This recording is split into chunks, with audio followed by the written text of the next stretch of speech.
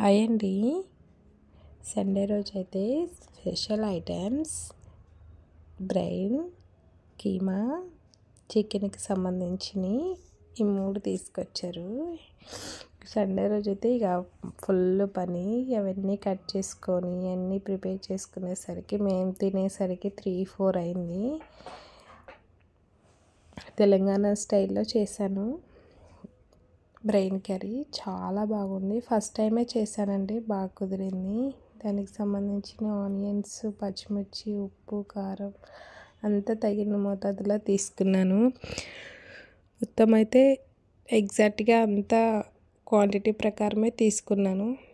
Brain curry అయితే మస్తు కుదిరింది.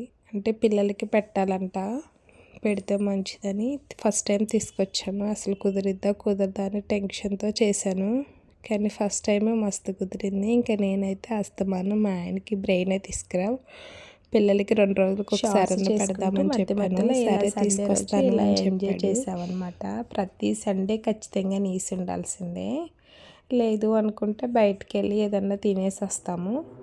కానీ మ్యాక్సిమం పిల్లలకి ఇంట్లోనే చేసి పెట్టుకుంటేనే బెటర్.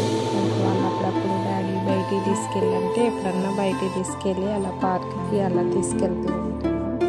ఇంకా వీడియో నేనే తీసుకోవాలి, షూటింగ్ మొత్తం అంతా మండే